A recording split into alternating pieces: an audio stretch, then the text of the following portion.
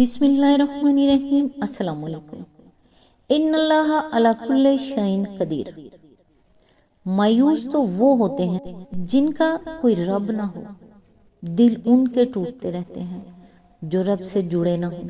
بے سکون وہ رہتے ہیں جن کو رب کو یاد کرنا ہی یاد نہ ہوتا ہو۔ زندگی ان کی خوبصورت ہوتی ہے جو رب پر توکل کرنے والے ہوتے ہیں۔ زندگیاں انہیں ہی بدلتی ہیں جو صبر کر کے دکھاتے ہیں، جو اللہ کو راضی کر کے دکھاتے ہیں، اور رحمان ان کو راضی کر دیتا ہے، اور اس کے لیے کچھ بھی مشکل نہیں، کیونکہ یقیناً اللہ ہر چیز پر قادر ہے۔ آج انشاءاللہ سورہ اخلاص کی آیت نمبر 1 کی تفسیر، جہاں سے پچھلی ویڈیو میں سلسلہ ٹوٹا تھا، آج انشاءاللہ وہیں سے سٹارٹ کرتے ہیں۔ اعوذ باللہ من الشیطان الرجیم، بسم اللہ الرحمن الرحیم۔ یا عمومیت کا پہلو لیے ہوئے سوالیہ فکرے میں بولا جاتا ہے، جیسے حل عندک احد، کیا تمہارے پاس کوئی ہے؟ یا اسی عمومیت کے پہلو سے شرطیہ جملے میں بولا جاتا ہے، جیسے ان جاءک احد، اگر تمہارے پاس کوئی آئے۔ یا گنتی میں بولا جاتا ہے، جیسے احد اسنان، احد عشرہ، 1 2 11۔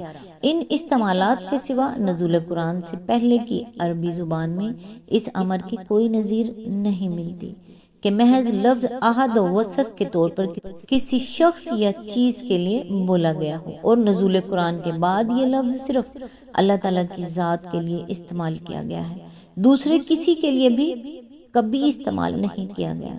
اس غیر معمولی طرز بیان سے خود بخود یہ ظاہر ہوتا ہے کہ یکتا و یگانہ ہونا اللہ کی خاص صفت ہے۔ موجودات میں سے کوئی دوسرا اس صفت سے متصف نہیں ہے، وہ ایک ہے، کوئی اس کا ثانی نہیں۔ پھر جو سوالات مشرکین اور اہل کتاب نے رسول اللہ صلی اللہ علیہ وآلہ وسلم سے آپ کے رب کے بارے میں کیے تھے، ان کو نگاہ میں رکھتے ہوئے دیکھیے کہ ہو اللہ کہنے کے بعد احد کہہ کر ان کا جواب کس طرح دیا گیا ہے۔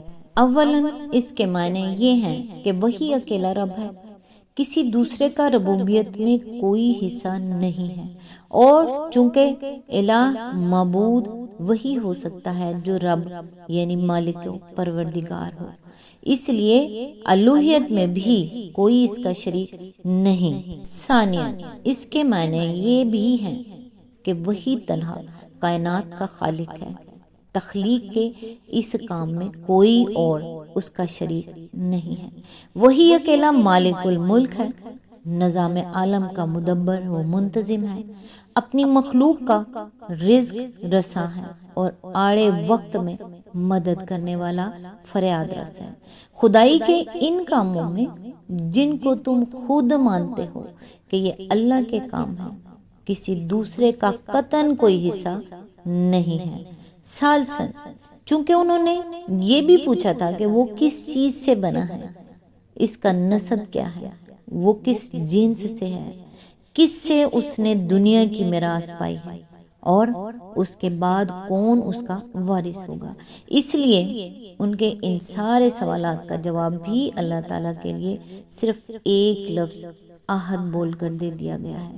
اس کے معنی یہ ہیں کہ وہی ایک خدا ہمیشہ سے ہے اور ہمیشہ رہے گا، نہ اس سے پہلے کوئی خدا تھا، نہ اس کے بعد کوئی خدا ہوگا۔ نمبر 2، خداؤں کی کوئی جنس نہیں ہے جس کا وہ فرد ہو، بلکہ وہ اکیلا خدا ہے اور کوئی اس کا ہم جنس نہیں۔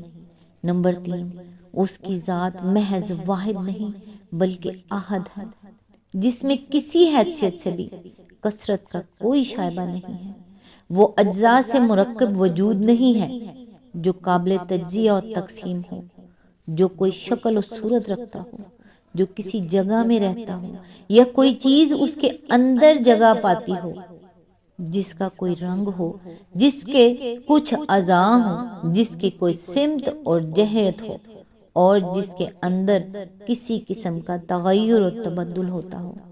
تمام اقسام کی کثرتوں سے بالکل پاک اور منزہ وہ ایک ہی ذات ہے، جو ہر لحاظ سے احد ہے۔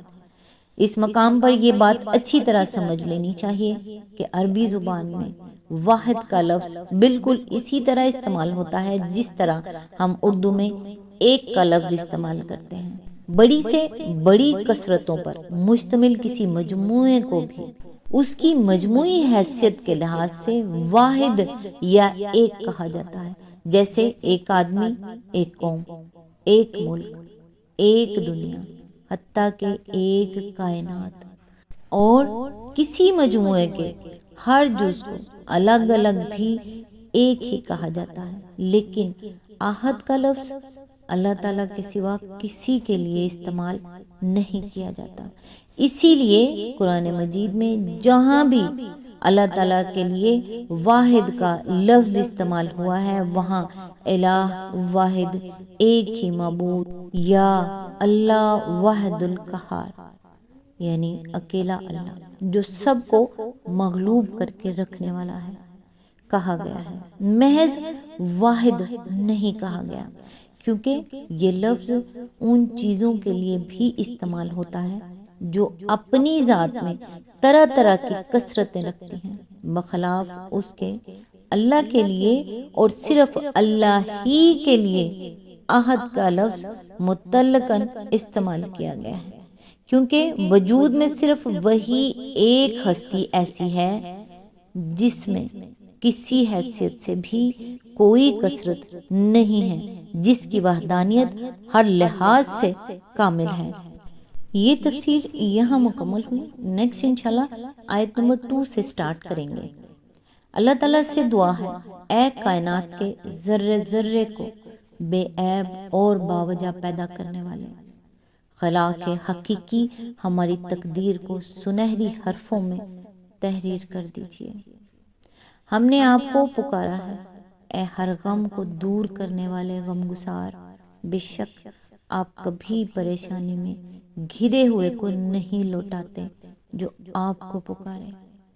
ہمیں بہت خوش نصیب و خوش قسمت بنا اے اللہ، ہمیں دنیا کے کاموں کو سنت و شریعت کے مطابق انجام دینے والا بنائیے، حقوق اللہ اور حقوق العباد کو ہر حال میں صحیح وقت پر ادا کرنے کی توفیق دیجیے۔